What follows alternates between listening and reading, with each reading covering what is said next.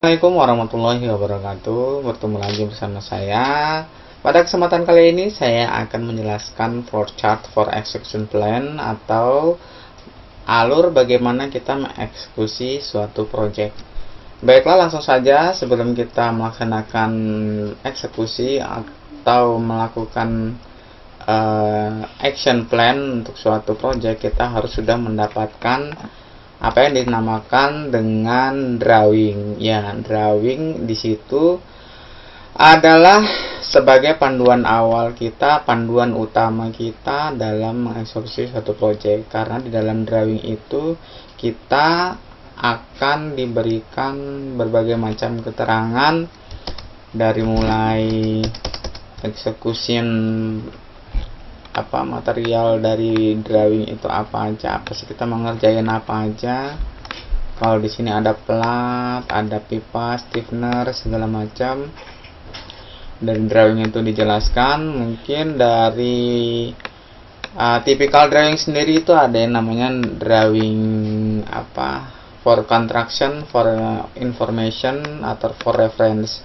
Jadi kalau kita akan melaksanakan suatu project itu, drawing yang kita gunakan itu harus sudah for construction atau for fabrication dan sudah disetujui oleh klien dan kalau di sini biasanya para atasan di sini harus udah sign semua.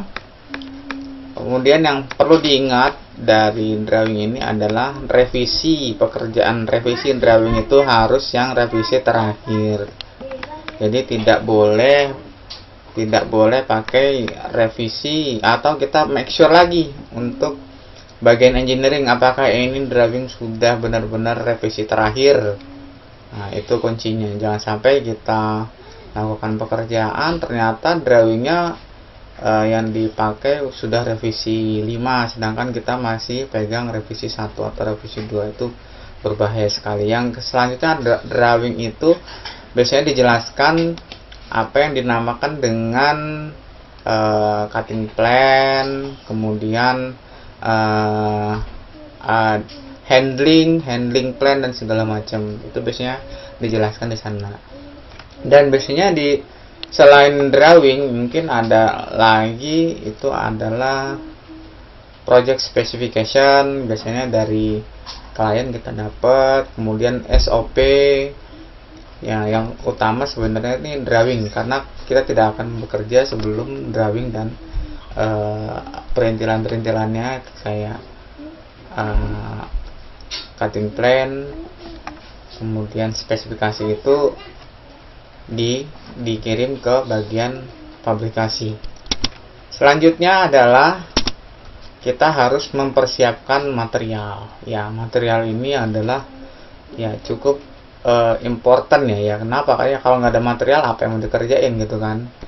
Terus kemudian materialnya juga harus sesuai dengan spesifikasi yang tertera di drawing. Jangan sampai katakanlah itu material yang harus dipakai adalah stainless steel, kemudian kita pakai karbon, ya itu jelas jauh dari permintaan drawing. Jadi selanjutnya adalah kita harus menyusun manpower yang dibutuhkan. Manpower itu untuk pekerjaan atau spesifikasi tertentu kadang-kadang membutuhkan skill yang spesialis dari manpower. Jadi tidak semua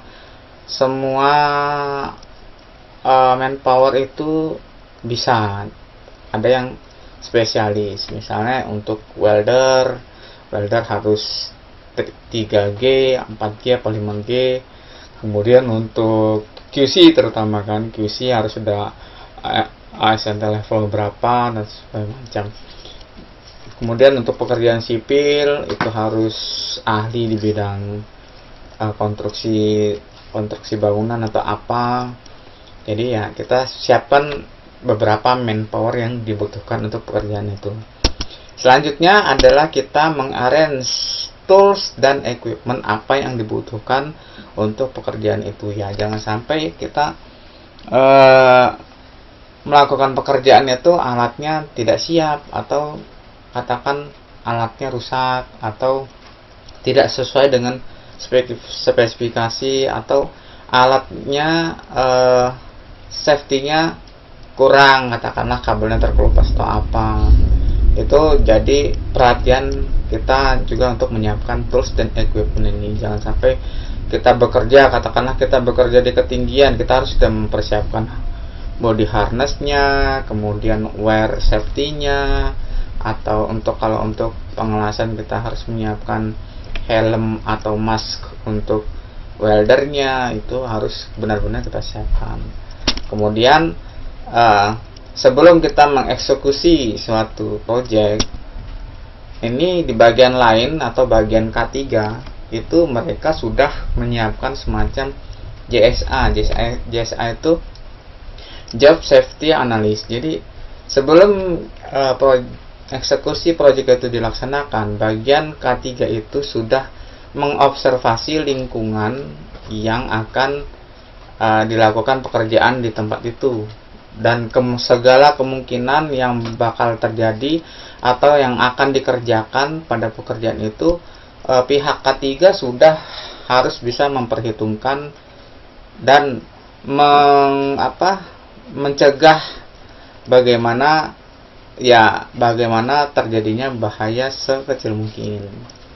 Kemudian setelah safety observasi dilakukan dan semua drawing, material, manpower, serta tool dan equipmentnya sudah siap, langsung dilakukan eksekusi pekerjaan. Eksekusi pekerjaan bisa dilakukan fit up, pemotongan, atau pengelasan, kemudian pemasangan heat insulation, atau pengetesan segala macam, itu langsung dilakukan eksekusi utamanya pekerjaan. Setelah proyek eksekusi dilakukan, kemudian bagian quality control akan melakukan inspeksi dari hasil pekerjaan itu. Hasil dari inspeksi itu, jika hasil pekerjaannya tidak bisa diterima atau tidak sesuai dengan spesifikasi, maka pekerjaannya itu harus diperbaiki atau diulang lagi, sehingga hasil pekerjaan itu bisa diterima atau sesuai dengan apa yang diinginkan dari drawing atau klien atau project specification. Setelah hasil inspeksinya diterima atau di ACC, kemudian bagian quality control dan tim construction itu membuat laporan hasil pekerjaan yang sudah dilakukan, sehingga pekerjaan itu sudah dianggap selesai. Kemudian pekerjaan selesai dan project execution setelah berhasil dengan baik. Nah, begitulah sedikit penjelasan flowchart untuk execution plan project ini. Jika ada yang ingin ditanyakan, silakan isi di kolom komentar. Jangan lupa untuk like dan subscribe channel ini. Terima kasih. Assalamualaikum warahmatullahi wabarakatuh.